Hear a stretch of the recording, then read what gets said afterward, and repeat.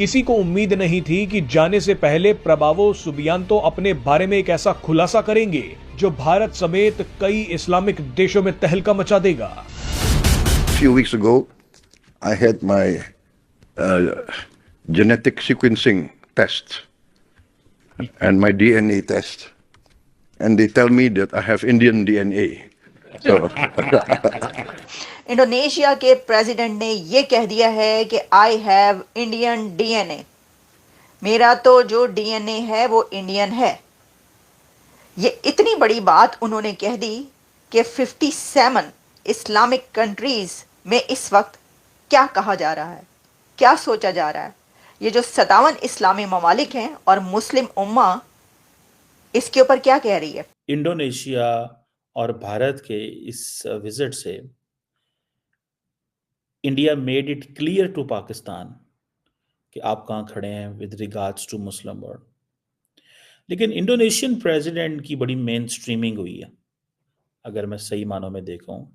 Sir, Indonesia तो एक Islamic country है, उन्हें तो as a Muslim country Pakistan को सपोर्ट करना चाहिए था, पाकिस्तान का साथ देना चाहिए था, लेकिन उन्होंने इंडिया की हमायत की और पाकिस्तान में आने का प्लान पोस्टपोन कर दिया। लेकिन जिस तरह से भारत की राष्ट्रपति द्रौपदी मुर्मू के द्वारा आयोजित भोज कार्यक्रम में इंडोनेशियाई राष्ट्रपति सुबियांतो ने अपने दिल की बात कही, उसने हर भारतीय का दिल जीत लिया।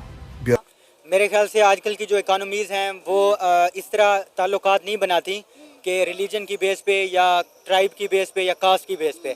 अगर इस तरह देखा जाए तो मतलब जो टू नेशन थ्योरी थी कि हिंदू और मुसलमान इकट्ठे नहीं रह सकते, मुसलमान इकट्ठे रहेंगे, तो वो बांग्लादेश जब टूटा तो वो टू नेशन थ्योरी गलत साबित हो गई। पाकिस्तान ने एक बार फिर अपनी ग्लोबल बेइज्जती करवा ली है और इस बार किसी और ने नहीं बल्कि दुनिया के सबसे बड़े मुस्लिम देश ने अपने दोस्त भारत के लिए पाकिस्तान को मजा चखाया है, जिसे दुश्मन देश के लिए हजम कर पाना आसान नहीं होने वाला। कर्तव्य पथ पर जब पीएम मोदी ने इंडोनेशिया के राष्ट्रपति प्रबोवो सुबियांतो को गले लगाकर स्वागत किया तो दुश्मन देश पाकिस्तान अंदर ही अंदर जल भुन गया। चलिए दोस्तों, मैं विजय और आप देख रहे हैं विश रिएक्शन। तो दोस्तों, आपको पता ही है हमारे रिपब्लिक डे पे जो चीफ गेस्ट के तौर पे थे वो इंडोनेशिया के प्रेसिडेंट सुबियांतो थे और उन्होंने एक बयान दिया है जिस बयान से इस्लामिक कंट्रीज में काफी तहलका मचा हुआ है दोस्तों, जो कि बयान आपने अभी इंट्रो में देखा है। तो हुआ ये है कि रिपब्लिक डे के प्रोग्राम के बाद हमारी राष्ट्रपति द्रौपदी मुर्मू जी ने एक डिनर ऑर्गेनाइज किया था और उसी वक्त उन्होंने ये कहा कि मैंने कुछ दिनों पहले अपना डीएनए चेकअप किया है और उसमें यह पता चला है कि मेरा जो डीएनए है वो भारतीय है, इंडियन है। तो इसके बाद काफ़ी तहलका मच चुका है दोस्तों, और ख़ास करके हमारे पड़ोस में, क्योंकि आपको पता ही है कि इंडोनेशिया के प्रेसिडेंट जो है उन्होंने पाकिस्तान जाने से मना किया, साथ ही में भारत के साथ बहुत सारे उन्होंने समझौते भी किए।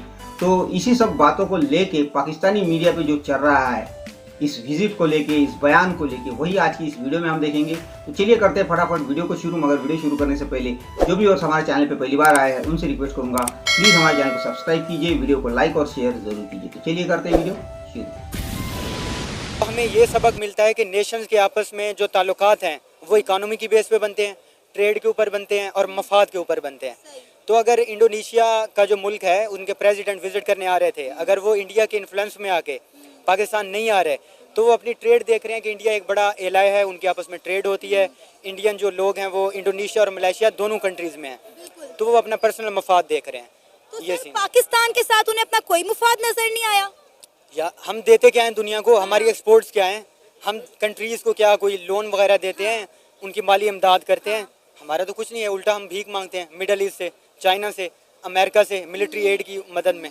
तो इसलिए हमारी कोई वो पावर नहीं है। जो सेरेमनी रिपब्लिक डे की इंडिया में सेरेमनी थी, एक ग्रैंड सेलिब्रेशन की गई रिपब्लिक डे पर वहाँ पर, और president of Indonesia Prabowo Subianto वहाँ पर चीफ गेस्ट के तौर पर मौजूद थे। और उसके बाद जब उनके लिए खाने का एहतमाम किया गया और ये भी एक ग्रैंड रिसेप्शन थी उनके लिए, यह ग्रैंड डिनर था जिसमें इंडिया के प्राइम मिनिस्टर नरेंद्र मोदी भी मौजूद थे, डॉक्टर जयशंकर भी मौजूद थे, मर्मो साहिबा भी मौजूद थी और बहुत से दूसरे जो डिग्निटरीज थे वो भी मौजूद थे। वहाँ पर इंडोनेशिया के प्रेसिडेंट ने ये कह दिया है कि आई हैव इंडियन डीएनए, मेरा तो जो डीएनए है वो इंडियन है।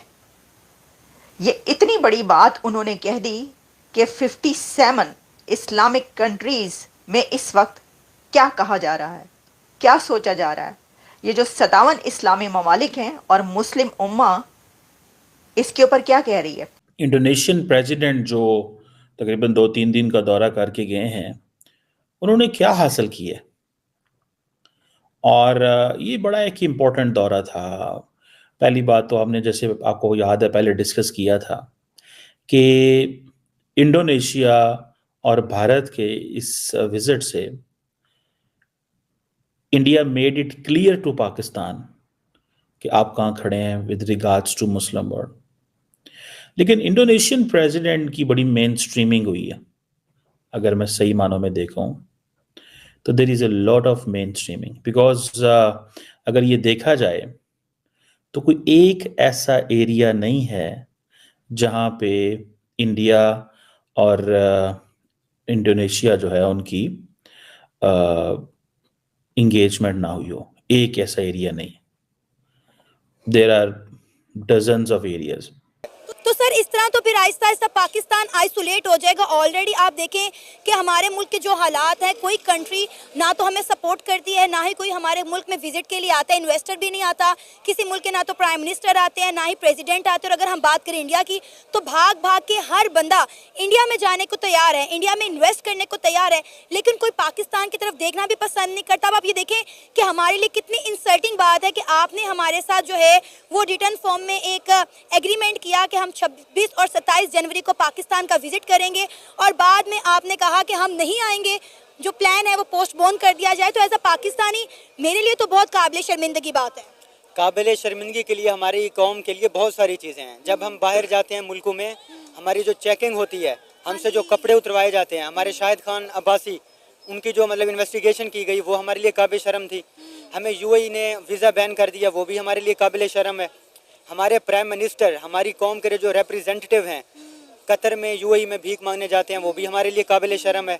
तो कुछ ने कहा कि ये तो रा की साजिश है। देखिए, अब ये जिसकी भी साजिश हो, लेकिन ये साजिश हो गई है, क्योंकि प्राबोवो सुबियांतो ने धड़ल्ले से सरेआम ये कहा है कि उन्होंने अपने जेनेटिक सीक्वेंस करवाया, यानी डीएनए करवाया, और उस डीएनए में उनको ये पता चला कि वो तो इंडियन ओरिजिन से हैं, उनका डीएनए इंडिया का निकला। I have Indian DNA. तो इंडोनेशिया को the largest population Muslim country कहा जाता है, सबसे बड़ा मुस्लिम कंट्री जो है वो ये कहा जा रहा है कि अब वहाँ के प्रेसिडेंट भी इंडियन डीएनए रखते हैं। अब किसी जगह पर पिटन भी पड़ गया है। सर, कहा यह जा रहा है कि ये मातम शातम भी शुरू हो गया। इंडिया ने उनको कहा है कि आए ग्लोबल बायोफ्यूल अलायंस का हिस्सा बने। इंडिया जो है उसने कहा है कि हम आपकी जो नेशनल सिक्योरिटी गार्ड है उसको स्पेशल कोर्सेज कराएंगे। इंडोनेशिया ने अपना एक स्पेशल लाइजन ऑफिसर अपॉइंट किया है at India's information fusion centre Indian ocean region के अंदर। सो इसी से आप अंदाज़ा लगा लें। मैं सिर्फ मोटी मोटी आपको बातें बता रहा हूँ।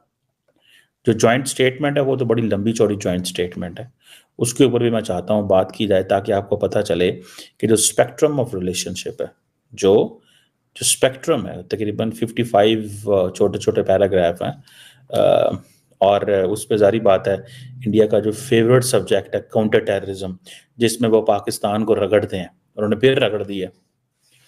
उन्होंने, अच्छा, इंडिया की खूबसूरती ये है कि वो करते क्या हैं। कुवैत गए तो कह दिया क्रॉस बॉर्डर टेररिज्म, सीधा पाकिस्तान पे इल्जाम लगा दिया।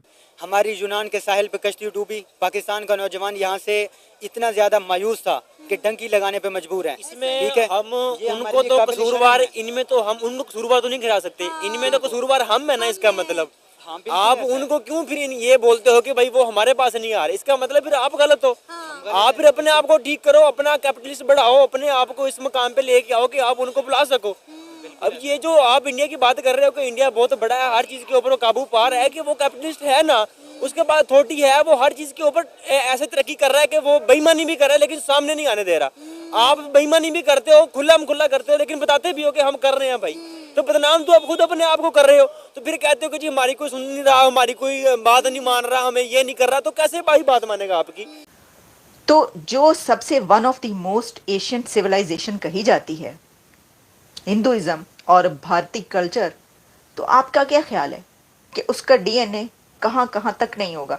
मुझे तो अब ये डर पड़ गया है कि सर कहीं ऐसा ना हो कि मोहम्मद बिन सलमान भी किसी दिन अपना डीएनए करवा के कह दें कि मैंने अपना डीएनए करवाया तो मुझे पता ही चला कि मेरा DNA, I have Indian DNA.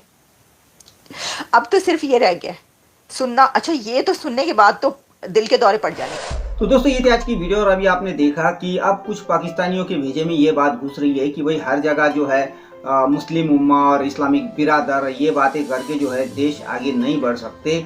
आज दुनिया की इतनी सारी इस्लामिक कंट्रीज है, मगर वो भी कंट्रीज जो है दुनिया के हर एक देश के साथ, हर एक मुल्क के साथ अपने रिलेशन मजबूत करने में लगे हुए ताकि उनकी कंट्री जो है वो आगे बढ़े, दुनिया के साथ चले। मगर ये एक पाकिस्तान ऐसा वाहिद मुल्क है दोस्तों जो 24 घंटे जो है इस्लाम, मुस्लिम अम्मा, बस इसकी बातें करता है और इस इस्लामिक कार्ड के भरोसे ये दुनिया भर से भीख भी मांगता है, आपको भी पता है दोस्तों।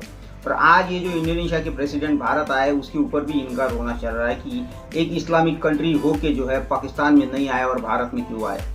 तो भाई उनको उनकी कंट्री को आगे बढ़ाना है, वो भी अगर 24 घंटे यही रोना रोएंगे तो उनका देश कैसे आगे बढ़ेगा। मगर ये बात पाकिस्तानियों के समझ के बाहर है।